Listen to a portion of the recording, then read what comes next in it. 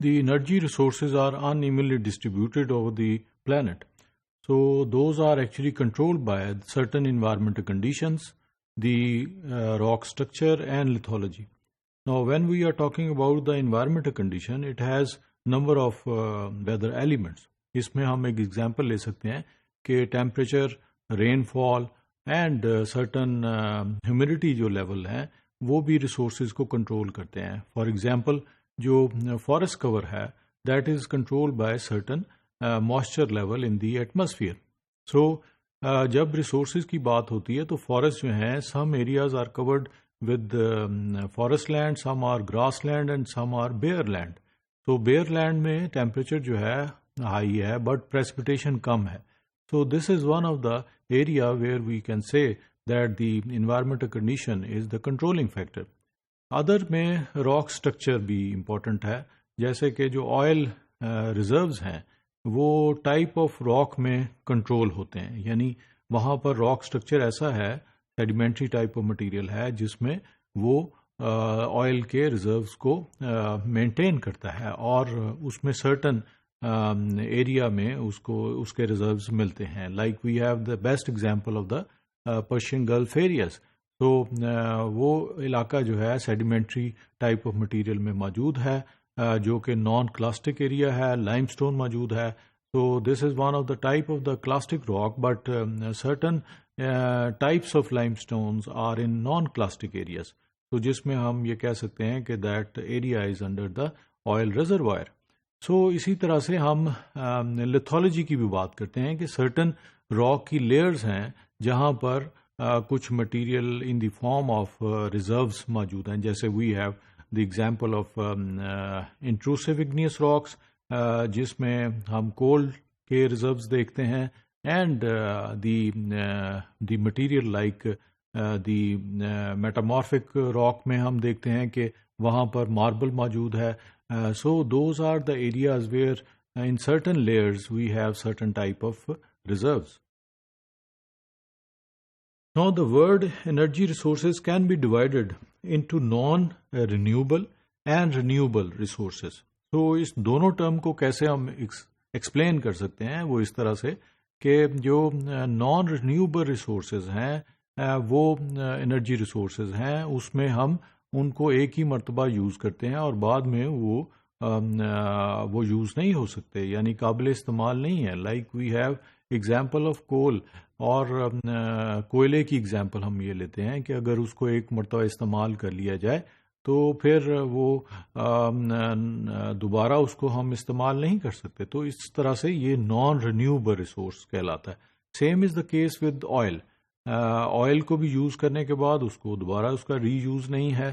But in renewable energy resources میں ہم دیکھتے ہیں کہ certain are use by the human activities, اور اس میں we have example of solar energy جس میں سن ریز ہیں، اس کو ہم اسٹور کرتے ہیں اور اس طرح سے اس کو یوز کرتے ہیں فار دا انرجی جنریشن. سو یہ ایک ایسا ریسورس ہے جو کہ اس وقت دنیا میں سب سے زیادہ موجود ہے. And the countries which are closer to the tropical areas, یعنی جہاں پر ورٹیکل ریز ہیں سن کی، وہاں پر سولر انرجی جو ہے ابنڈنٹ میں موجود ہے، یعنی جہاں incoming solar radiation is more than outgoing radiation, جہاں پازیٹیو نیٹ ریڈیشن موجود ہے.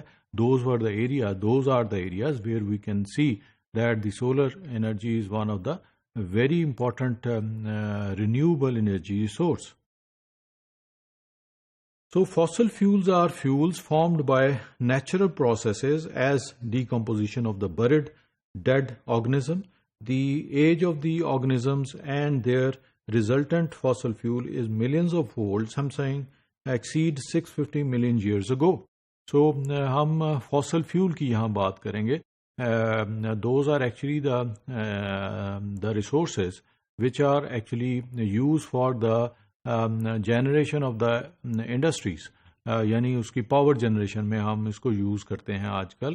اور فاسل فیول میں some rocks are actually formed by certain organic matter so وہ جو راکس ہیں اس میں کچھ ایسے بھی ایریاز ہیں جہاں پر جو ہے وہ آرگینک مٹیریل موجود ہے، اور اس طرح سے ہم اس کو آج کل دیکھتے ہیں کہ وہاں پر آئل کے ریزروز ہیں، گیس کے ریزروز ہیں، کوئلے کے ریزروز ہیں. سو وہ سیڈیمنٹری ٹائپ آف ایریا ہے، لیکن آج سے ملینز آف ایئرز اگو یہ اس کی ڈیپوزیشن ہوئی، اور آج ہم اس کو جو ہے in the form of oil and coal deposit دیکھتے ہیں. Here we have the comparison between the renewable energy resources with the non-renewable energy resources. تو ہم یہ دیکھتے ہیں کہ اس میں we have fossil fuels 80% اور 80.6% of the total جو ہمارے پاس موجود ہیں in the form of کوئلہ, in the form of oil, in the form of gas. So those are actually 80.6% of the total reserves. Renewable energy resources میں we have only 16.7% of the total energy and nuclear 2.7% ہے. تو اس میں آپ دیکھ لیں کہ زیادہ تر جو اس وقت ورلڈ میں انرجی ریسورسز جو جنریشن آف انڈسٹری کے لیے یا وہیکل کی موومنٹ کے لیے یا the things which are actually control by the energy consumption میں وہ فاسل فیول اسے کنٹرول کر رہے ہیں، that is more than 80%. But renewable energy resources جس میں جو لسٹ ہے سارا ساتھ، اس میں بایو میس ہیٹنگ ہے، سولر ہاٹ واٹر ہے، جیو تھرمل ہیٹ ہے، ہائیڈل پاور ہے، ایتھنال ہے، بایو ڈیزل ہے. So those are wind power ہے. So those are the areas where world is using this source اور these sources for the generation of the industries اور generation of the domestic appliances. So اس میں ہم دیکھتے ہیں کہ یہ بہت مائنر سا ایریا ہے which is 16.7% of the total. And nuclear is 2.7 and these are actually controlled by the nuclear power countries, جس میں ہم دیکھتے ہیں کہ اس کو 9 یا 10 کے قریب جو ہیں نیوکلیر پاور ہیں جو کہ اپنی جو الیکٹریسٹی کی جو جنریشن ہے اس میں نیوکلیر پاور یوز کریں. So this is actually a comparison between the renewable and non-renewable energy resources. Now power consumptions میں ورلڈ کی ہمارے سامنے یہ فگرز موجود ہیں جس میں موسٹ آف دا جو پاور کنزمپشنز ہیں وہ کنٹرولڈ بائی کول ہے. Then second is oil, third is actually controlled by gas, and fourth is hydel power ہے، اور others میں بایو فیول ہیں and other renewable resources ہیں. It means کہ جو دنیا میں اس وقت سب سے زیادہ جو انرجی یوز ہو رہی ہے وہ تھرو فاسل فیول ہے، اور فاسل فیول پہ ہم ڈپینڈ کرتے ہیں اس طرح سے. تو آپ اس میں دیکھ سکتے ہیں کہ نیچرل گیس ہے، آئل ہے اینڈ کول جو فاسل فیولز ہیں یہ زیادہ تر آپ کی پاور جنریشن میں امپورٹنٹ رول پلے کر رہے ہیں.